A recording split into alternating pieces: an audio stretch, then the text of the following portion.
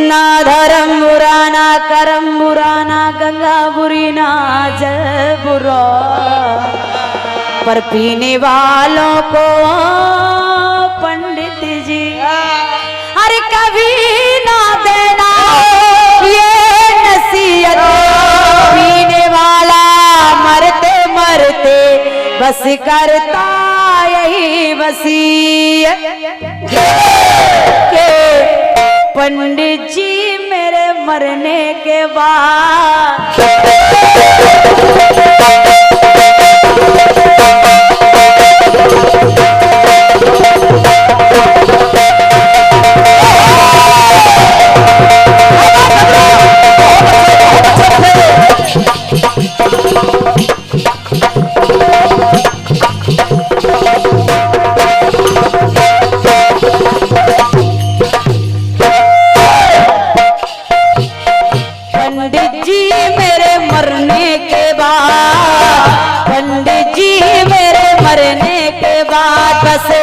इतना कष्ट उठा लेना, इतना कष्ट उठा लेना, मुंह में गंगा जल की जगह, मेरे मुंह में गंगा जल की जगह थोड़ी मदिरा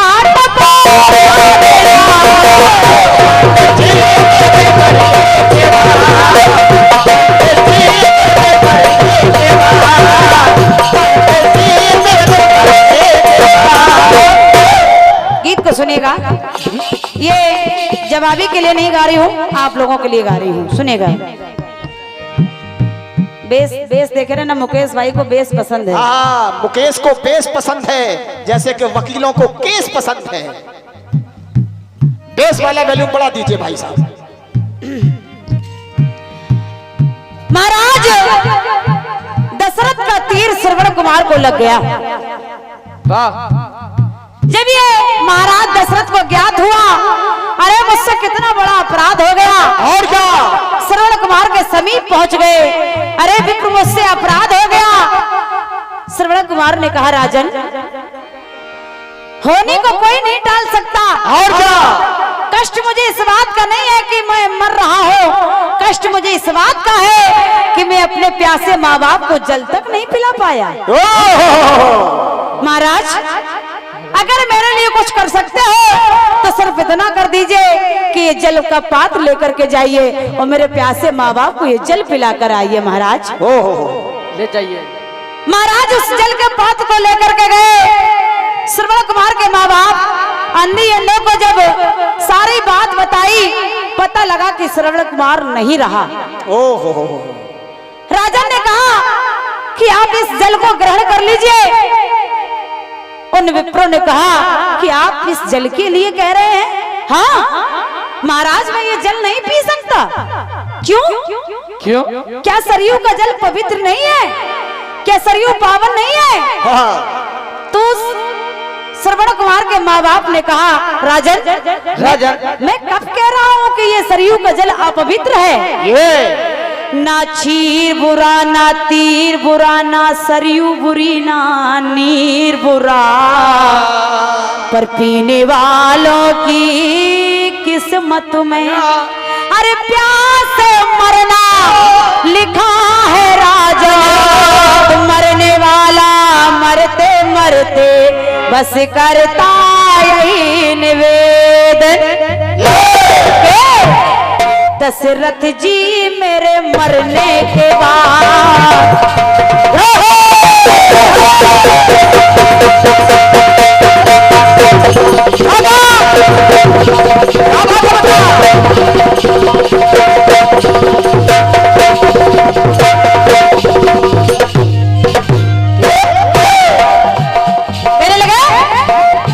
दशरथ जी मेरे मरने के बाद, दशरथ जी मेरे मरने के बाद बस इतना कहो तुम भला देना, इतना कहो तुम भला देना। क्या अग्नि देने वाला नहीं कोई, अग्नि देने वाला नहीं कोई, मेरी चिता जला देना।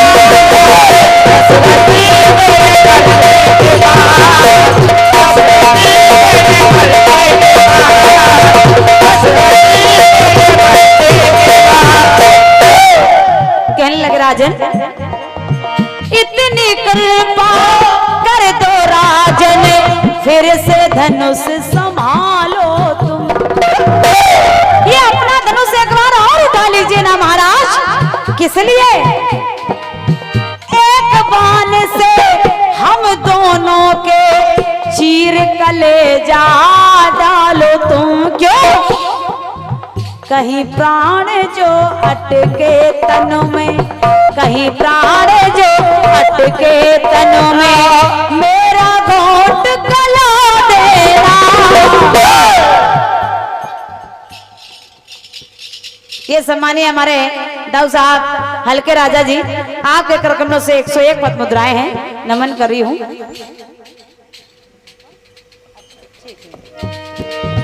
कहने लगे कहीं प्राण जो अटके तन में, मेरा घोट गला देना। अग्नि दे दे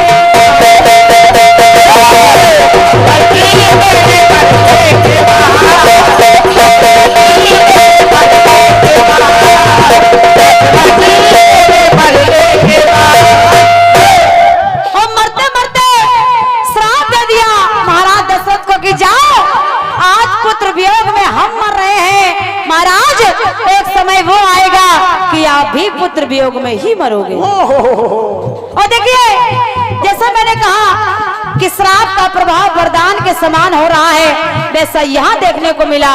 महाराज कहते हैं कष्ट ये है कि मेरे द्वारा श्रवण कुमार मारा गया, लेकिन श्राप जो मिला है उसमें मुझे खुशी इस बात की मिल रही है कि कम से कम मैं निपुत्री तो नहीं रहूंगा।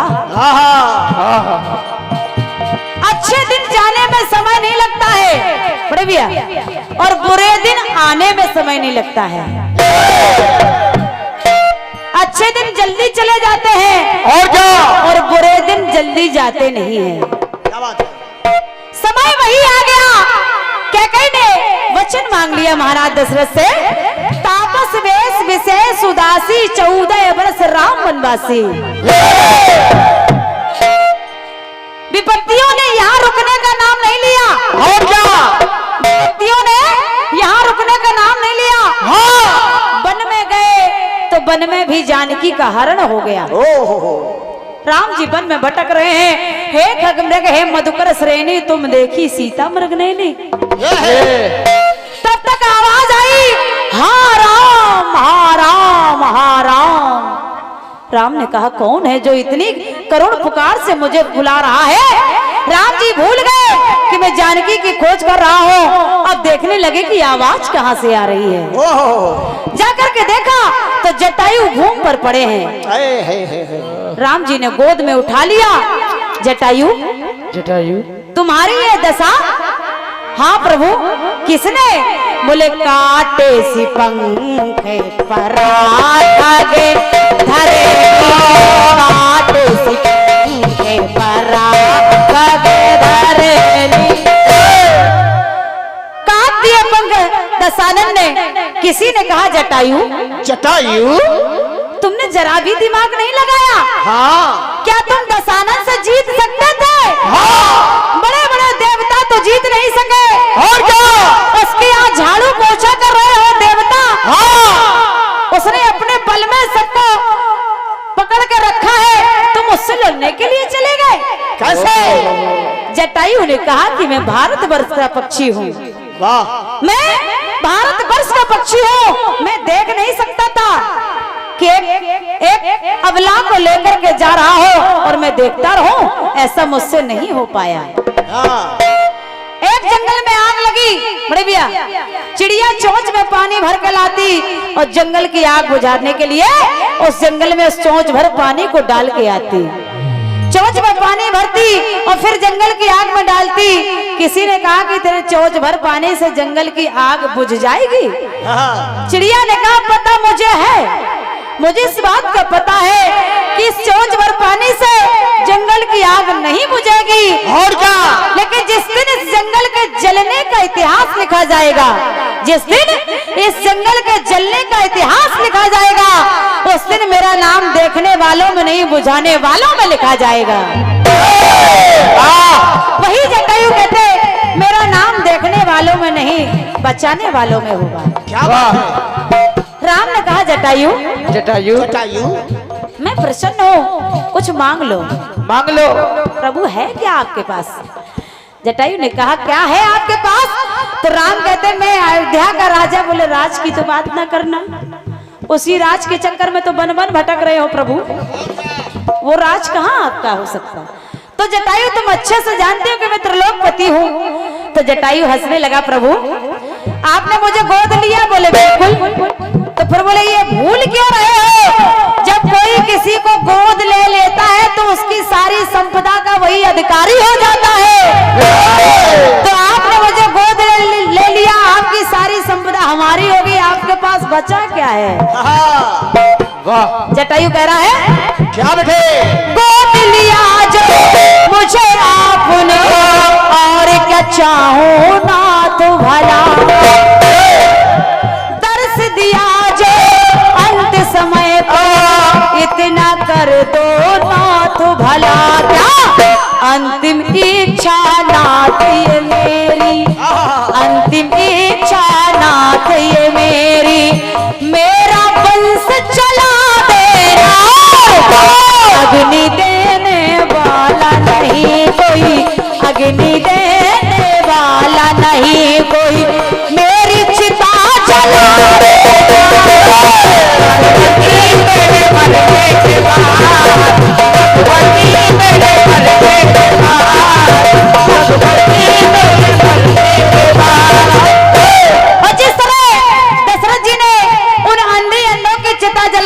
संस्कार किया, उसी तरह राम ने भी जटायु का अंतिम संस्कार अपने हाथों से किया। क्या बात है? अच्छा अच्छा। सम्मानीय हमारे गुरुजी भौरानंद सरकार के कर कमलों से 101 पद्ममुद्राएं पहले और 101 पद्ममुद्राएं पुनः श्री भौरानंद सरकार महेंद्र जी के कर कमलों से प्रदान हुई हैं। हृदय से प्रणाम कर रही हूँ। क्या बात है? धन्यवाद है। राम ने भी जटायु का अंतिम संस्कार किया और राम तो यहाँ तक कहते हैं कि धन्य हो राम, तुमसे बड़ा सौभाग्यशाली कोई नहीं है। तुम्हारे दो पिता हैं, एक पिता तुम्हारे दशरथ तुम्हारे वियोग में मरे हैं, तो एक पिता तुम्हारे जटायु तुम्हारे सहयोग में मरे हैं। आखिरी टुकड़ा सुनिएगा। सुनिए। जिस समय अर्जुन अपना बाण कर्ण की ओर चलाते हैं, अर्जुन का बाण जैसे कर्ण की तरफ जाता है, कर्ण का रथ 20 हाथ पीछे चला जाता है। कन्हैया कुछ नहीं कहते।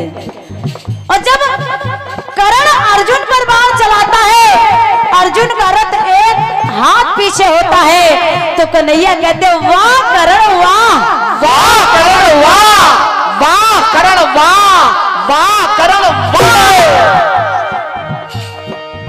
तुम्हारे जैसा योद्धा कोई हो नहीं सकता। अर्जुन ने कहा कन्हैया समझ में नहीं आ रहा है, तुम मेरी तरफ हो कि उसकी तरफ हो? अरे मेरे बाण से 20 हाथ पीछे रथ जाता हो तब मेरी तारीफ नहीं करते, और उसके बाण से 1 हाथ पीछे क्या गया, तुम कर्ण की तारीफ करने लगे?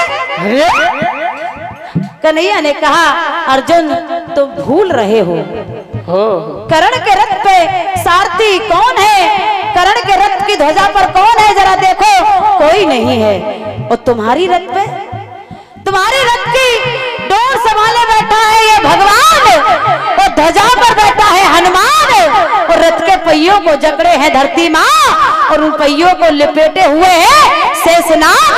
जब इतने तुम्हारे रथ को संभाले हैं, उसके बाद भी 1 हाथ पीछे कर दे तो वाह करो वाह वाह।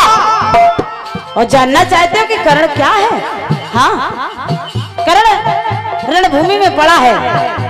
कन्हैया ने ब्राह्मण का रूप बनाया, आवाज लगाई राजा कर्ण, राजा करण। कौन है ब्राह्मण देवता? सुना है तुम बहुत बड़े दानी हो।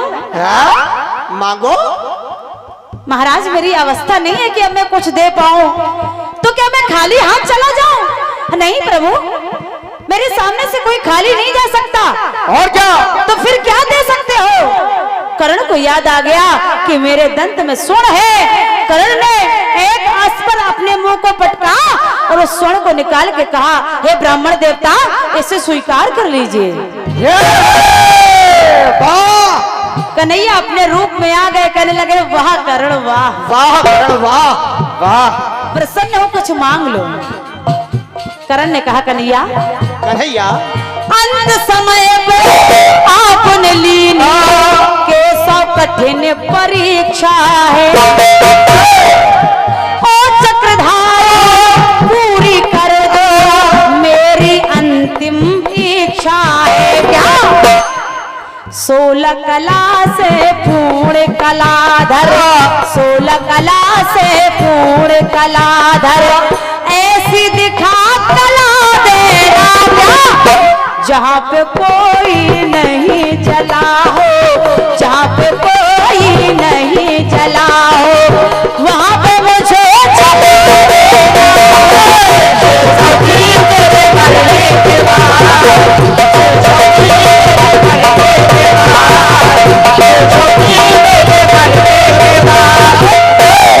जी मेरे मरने के बाद, रघुपति जी मेरे मरने के बाद, दशरथ जी